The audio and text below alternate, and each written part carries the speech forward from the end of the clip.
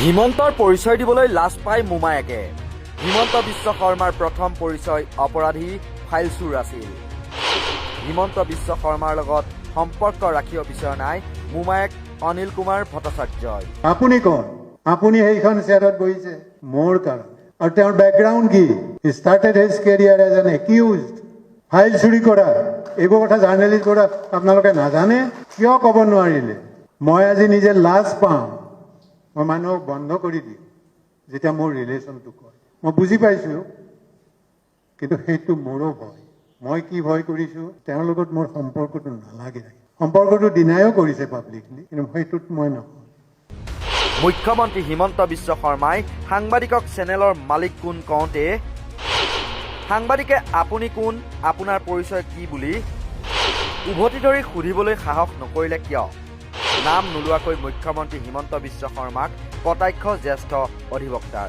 যেতিয়া সুধিছিলে তোমাৰ চেনেলটোৰ মালিক কোন, তুমি কোন, কিয় এটা ৰিপ্লাই নগ'ল? আপুনি কোন? আপুনি কোন? আপুনি সেইখন চেয়াৰত বহিছে মোৰ কাৰণে। আৰু তেওঁৰ বেকগ্ৰাউণ্ড কি? He started his career as an accused. File চুৰি কৰা এইবোৰ কথা জাৰ্নেলিষ্ট কৰা আপোনালোকে নাজানে? কিয় ক'ব নোৱাৰিলে?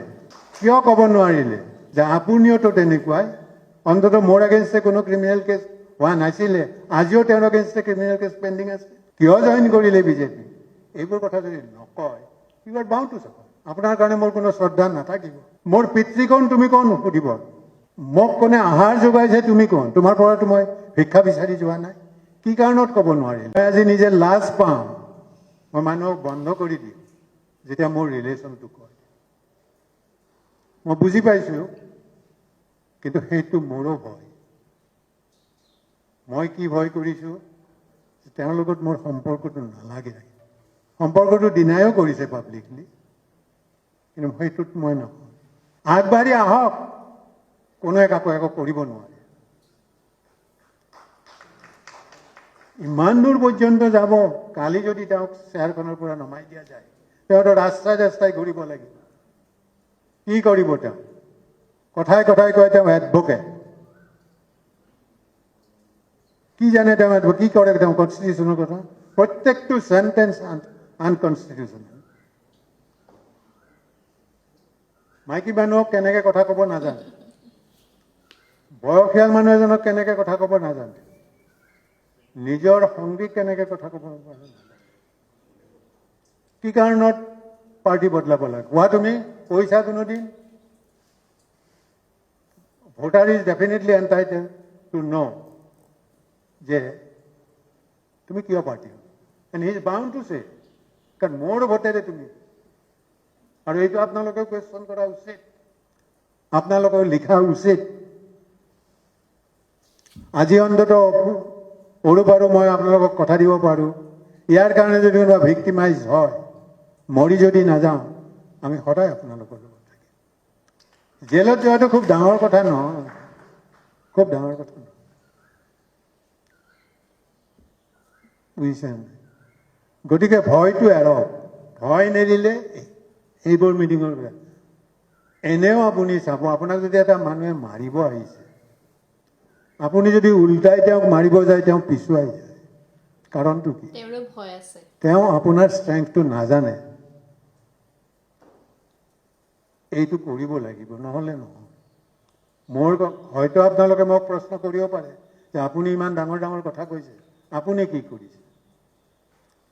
মোৰ পৰ্যায়ত মই যিখিনি কৰিব পাৰোঁ মই কৰিছোঁ, কিন্তু কৰণীয় আৰু বহুত আছে। হয়, গুৱাহাটী প্ৰেছ ক্লাবৰ উদ্যোগত সংবাদ মাধ্যমৰ ওপৰত শাসক গোষ্ঠীয়ে চলাই অহা পৰিকল্পিত আক্ৰমণৰ বিৰুদ্ধে অনুষ্ঠিত হোৱা নাগৰিক সভাত অসুস্থ দেহাৰে উপস্থিত থাকি গুৱাহাটী উচ্চ ন্যায়ালয়ৰ জ্যেষ্ঠ অধিবক্তা অনিল কুমাৰ ভট্টাচাৰ্যই তেওঁৰ সম্পৰ্কীয় ভাগিন তথা অসমৰ মুখ্যমন্ত্ৰী হিমন্ত বিশ্ব শৰ্মাক নাম নোলোৱাকৈ বহুখিনি কটাক্ষ কৰে। হিমন্ত বিশ্ব শৰ্মাৰ বিৰুদ্ধে আজিও অপৰাধৰ গোচৰ পেণ্ডিং থকা বুলি দাবী কৰে অনিল কুমাৰ ভট্টাচাৰ্যই। কিয় ক'ব নোৱাৰিলে যে আপুনিওতো তেনেকুৱাই? অন্তত মোৰ এগেইনষ্টে কোনো ক্ৰিমিনেল কেছ হোৱা নাছিলে, আজিও তেওঁৰ এগেইনষ্টে ক্ৰিমিনেল কেছ পেণ্ডিং আছে। কিয় জইন কৰিলে বিজেপি? এইবোৰ কথা যদি নকয়, you are bound to support. আপোনাৰ কাৰণে মোৰ কোনো শ্ৰদ্ধা নাথাকিব। চকীখনৰ পৰা নমাই দিলে ৰাস্তাই ৰাস্তাই ঘূৰিব লাগিব হিমন্ত। কথাই কথাই অধিবক্তা বুলি দাবী কৰা হিমন্তৰ প্ৰতিটো বাক্যই অসাংবিধানিক বুলি দাবী অনিল কুমাৰ ভট্টাচাৰ্যৰ। মহিলাক কেনেদৰে কথা ক'ব লাগে নাজানে হিমন্ত বিশ্বই। ইমান দূৰ পৰ্যন্ত যাব, কালি যদি তেওঁক চেয়াৰখনৰ পৰা নমাই দিয়া যায়, তেওঁতো ৰাস্তাই ৰাস্তাই ঘূৰিব লাগিব। কি কৰিব তেওঁ? কথাই কথাই কয় তেওঁ এডভোকেট। কি জানে তেওঁ এডভোকেট? কি কৰে তেওঁ কনষ্টিটিউশ্যনৰ কথা? প্ৰত্যেকটো চেণ্টেন্স আনকনষ্টিটিউশ্যনেল। মাইকী মানুহক কেনেকে কথা ক'ব নাজানে, বয়সীয়াল মানুহ এজনক কেনেকে কথা ক'ব নাজানে, নিজৰ সংগীক কেনেকে কথা ক'ব নাজানে। কি কাৰণত পাৰ্টি বদলাব লাগে? কোৱা তুমি কৈছা কোনোদিন?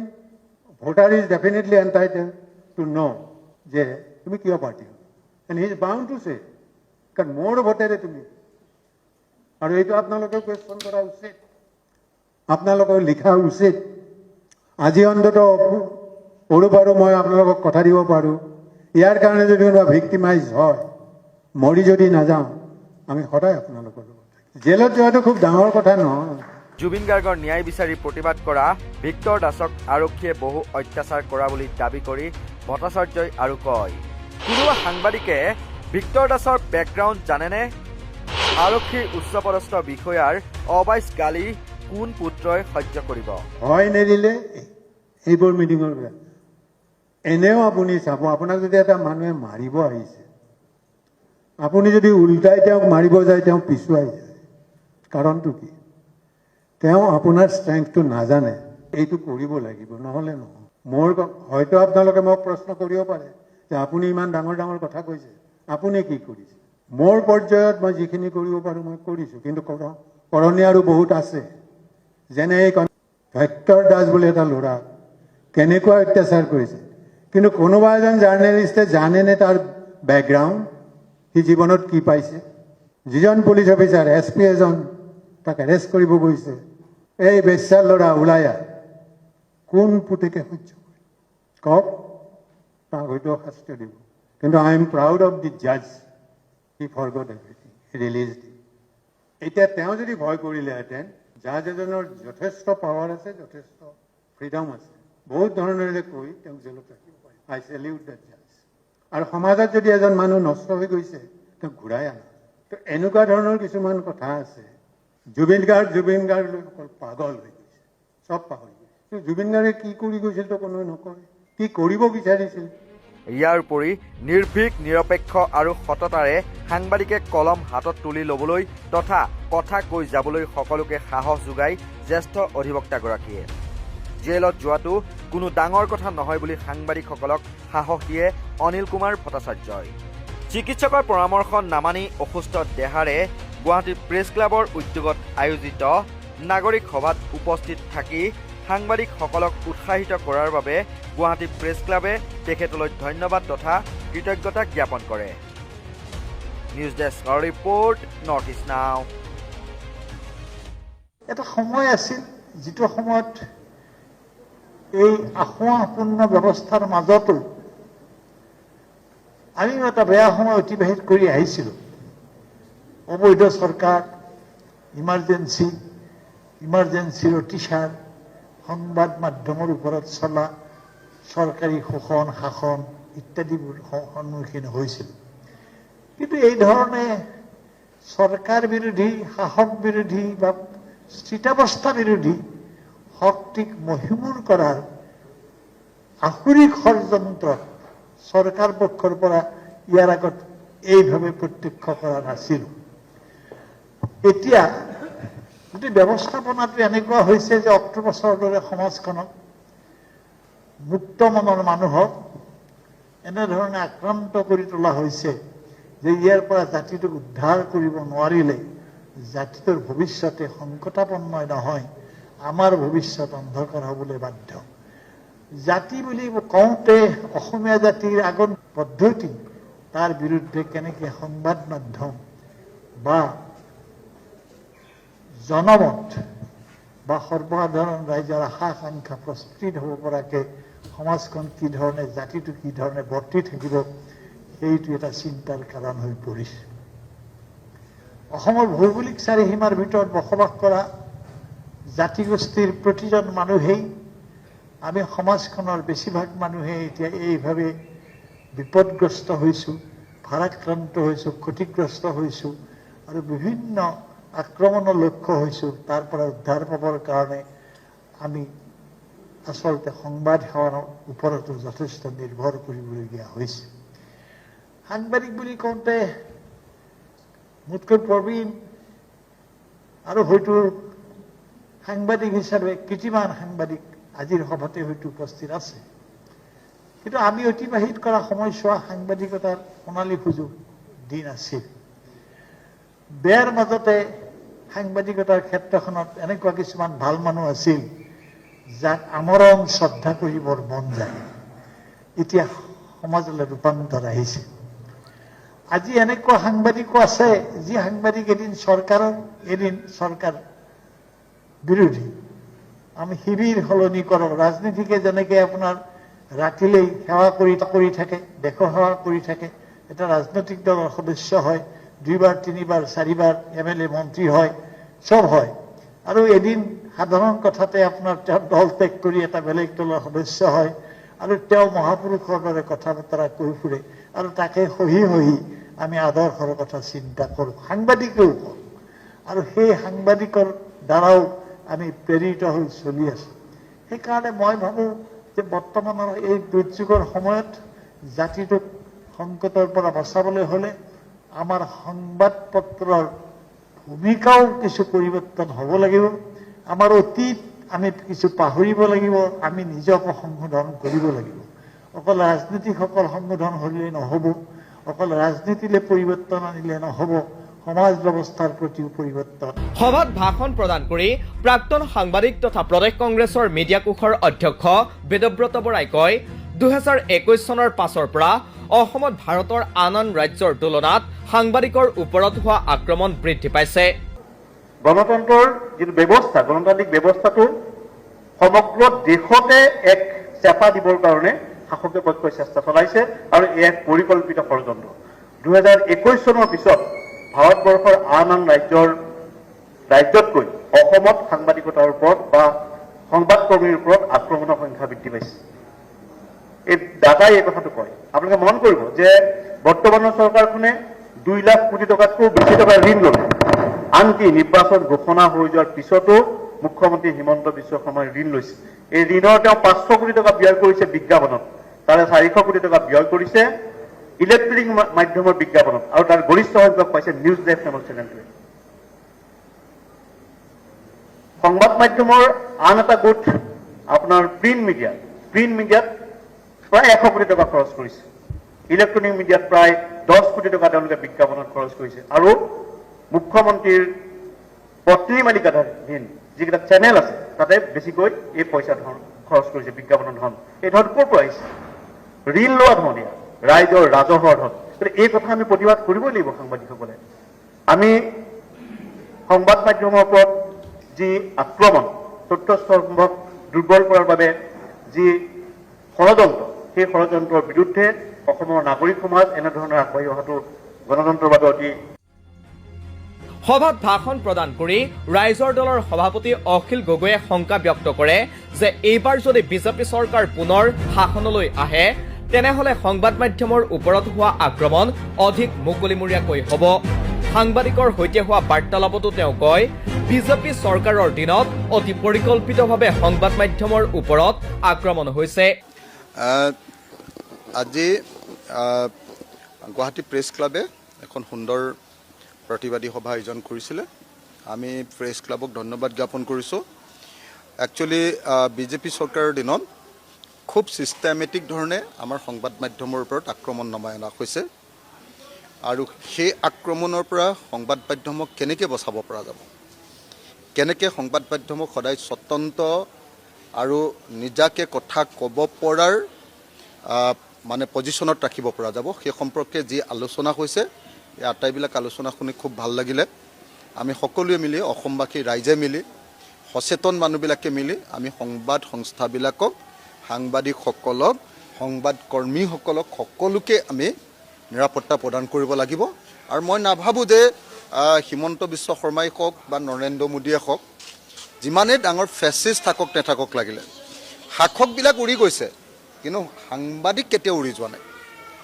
সাংবাদিকক এদিনৰ কাৰণে দুদিনৰ কাৰণে এজন দুজন এটা সংস্থাক ক'ৰবাত কেইদিনমানৰ কাৰণে হেঁচা মাৰি ধৰিব পাৰিব, কিন্তু সামগ্ৰিকভাৱে সংবাদ সংস্থাক তেওঁলোকে কেতিয়াও পৰাজিত কৰিব নোৱাৰে। সেইকাৰণে মই ভাবোঁ যে হিমন্ত বিশ্ব শৰ্মাই যি ভাবুকি প্ৰদান কৰিছে, প্ৰতিদিন গোষ্ঠী, DY365 আৰু বেলেগ বেলেগ সংস্থাবিলাকৰ ওপৰত যি ধৰণৰ ভাবুকি প্ৰদান কৰিছে, সেই ভাবুকিলৈ আমি কোনেও বেছি ভয় কৰাৰ কোনো প্ৰয়োজন নাই। আমি সকলো মিলি হিমন্ত বিশ্ব শৰ্মাৰ অত্যাচাৰী, স্বৈৰাজতান্ত্ৰিক আৰু হিটলাৰী এনে কাৰ্যৰ বিৰুদ্ধে অৱস্থান গ্ৰহণ কৰিম। আৰু যেতিয়াই সংবাদ মাধ্যম, সাংবাদিক আৰু সংবাদকৰ্মীৰ ওপৰত আক্ৰমণ হ'ব, তেতিয়াই প্ৰতি আক্ৰমণ হ'ব, তেতিয়াই প্ৰতিৰোধ আন্দোলন হ'ব, তেতিয়াই প্ৰতিকাৰৰ কাৰণে ব্যৱস্থা গ্ৰহণ কৰা হ'ব।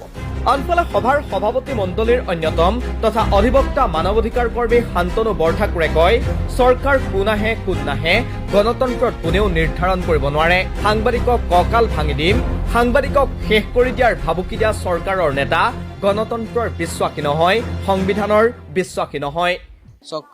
যোৱা সময়ছোৱাত বিশেষকৈ নিৰ্বাচনৰ সময়ত আৰু নিৰ্বাচনৰ পাছত অসমৰ সাংবাদিক সমাজৰ ওপৰত, সংবাদ মহলৰ ওপৰত এক ধৰণৰ আক্ৰমণ নমাই অনা হৈছে। আৰু তাতকৈ ডাঙৰ কথা হ'ল যে স্বয়ং মুখ্যমন্ত্ৰীজনে আপোনাৰ নিৰ্বাচন ঠিক শেষ হোৱাৰ লগে লগে দুটা বিশেষ সংবাদ মাধ্যমৰ নাম উল্লেখ কৰি তেওঁলোকৰ ওপৰত তেওঁ যদি ক্ষমতালৈ আহে, সেই দুইটা কঁকাল ভাঙি দিম ধৰণৰ শব্দ কৈ তেওঁলোকক আক্ৰমণ কৰা আমি দেখা পাইছোঁ। আৰু তাৰ আগৰ সময়তো অসমীয়া প্ৰতিদিন কাকত জ্বলাই দিয়াৰ দৰে ঘটনা ঘটিছে। এনেকুৱা এটা পৰিস্থিতিত আমি ভাবোঁ যে আজি যিখন নাগৰিক সভা আহ্বান কৰিছিল প্ৰেছ ক্লাবে, এইটো এটা ঐতিহাসিক বুলি মই আখ্যা দিম। এইকাৰণে ঐতিহাসিক বুলি আখ্যা দিম যে বহুদিনৰ মূৰত প্ৰেছ ক্লাবে সাংবাদিকসকলে অসমৰ নাগৰিকসকলক লগত লৈ এই যে বাক স্বাধীনতাৰ ওপৰত, বিশেষকৈ সাংবাদিকৰ স্বাধীনতাৰ ওপৰত যি আক্ৰমণ নমাই আনিব বিচৰা হৈছে, তাৰ বিৰুদ্ধে ঐক্যবদ্ধভাৱে থিয় হোৱাৰ চেষ্টা কৰিছে। আৰু সেইটো এটা ঐতিহাসিক ঘটনা এইটো সময়ত। আৰু আমি ভাবোঁ যে আমাৰ নাগৰিক হিচাপে আমাৰ এইটো প্ৰত্যেকৰে দায়িত্ব যে সমাজৰ গণতন্ত্ৰৰ চতুৰ্থ স্তম্ভ বুলি যাক আখ্যা দিয়া হয় সাংবাদিকসকলক, সেই সাংবাদিকসকলৰ স্বাধীনতাৰ ক্ষেত্ৰত যদি কিবা ভাবুকি আহে, তেতিয়াহ'লে এইটো প্ৰত্যেকজন নাগৰিকৰ এটা জাতীয় দায়িত্ব, এটা নৈতিক কৰ্তব্য যে তেওঁলোকে সাংবাদিকসকলৰ কাষত থিয় হ'ব লাগে। আৰু সেইকাৰণে আজি আপুনি দেখিছে যে অনিল কুমাৰ ভট্টাচাৰ্যৰ দৰে প্ৰায় 80 বছৰ ঊৰ্ধৰ বিশিষ্ট অধিবক্তা, তেখেতে আহি ইয়াত আপোনালোকৰ কাষত থিয় হৈছে। হাইদৰ হুছেইনৰ দৰে ব্যক্তি আহিছে, হীৰেণ গোহাঁই ছাৰে আহিব নোৱাৰি বক্তব্য আগবঢ়াইছে। আৰু আমিও সভাপতি মণ্ডলীৰ এজন সদস্য হৈ আৰম্ভণিৰ পৰা শেষলৈকে আছোঁ যে আমি চৰকাৰক এই কথাই সকীয়াই দিব খুজিছোঁ আৰু এই কথাই সোঁৱৰাই দিব খুজিছোঁ যে চৰকাৰ যদি ক্ষমতাত কোন আহে কোন নাহে এইটো গণতন্ত্ৰত কোনেও নিৰ্ধাৰণ কৰিব নোৱাৰে, কিন্তু কোনোবাই আহিলে সাংবাদিকৰ কঁকাল ভাঙি দিম, সাংবাদিকক শেষ কৰি দিম, এনেকুৱা ধৰণৰ ভাবুকি যদি দিয়ে, তেতিয়াহ'লে সি সদায় তেনেকুৱা এখন চৰকাৰ গণতন্ত্ৰৰ বা তেনেকুৱা এজন নাগৰিক সভাৰ অন্তত গণতন্ত্ৰৰ চতুৰ্থ স্তম্ভৰ ওপৰত হোৱা আক্ৰমণৰ বিৰোধিতাৰে আৰু সম্ভাৱ্য এনে আক্ৰমণ প্ৰতিহত কৰিবলৈ সিদ্ধান্ত গ্ৰহণ কৰা হয়। সভাৰ এই প্ৰস্তাৱ পাঠ কৰে গুৱাহাটী প্ৰেছ ক্লাবৰ সভাপতি খগেন কলিতাই। সভাতে আমি এটা প্ৰস্তাৱ যুগুতাই উলিয়াইছোঁ। আপোনালোকৰ ক্ষেত্ৰত এই প্ৰস্তাৱটো মই পাঠ কৰি দিছোঁ। আমি এটা প্ৰস্তাৱ যুগুতাই উলিয়াইছোঁ আৰু এই প্ৰস্তাৱটো আপোনালোকৰ বিবেচনাৰ্থে আপোনালোকৰ ওচৰত উপস্থাপন কৰিব বিচাৰিছোঁ। গুৱাহাটী প্ৰেছ ক্লাবৰ উদ্যোগত আয়োজিত নাগৰিক সভাৰ প্ৰস্তাৱ। আজি নাগৰিক সভাই অসমৰ সংবাদ মাধ্যমক, অসমৰ সংবাদ জগতখনে শাসক গোষ্ঠীৰ পৃষ্ঠপোষকতাত সন্মুখীন হোৱা সংকট আৰু প্ৰত্যাহ্বানক লৈ গভীৰ উদ্বেগ প্ৰকাশ কৰে। সভাই সংবাদ মাধ্যমৰ ওপৰত শাসক শ্ৰেণীয়ে নমাই অনা পৰিকল্পিত আৰু অপ্ৰৰোচিত আক্ৰমণক কঠোৰভাৱে নিন্দা কৰি এই সংবাদ মাধ্যমক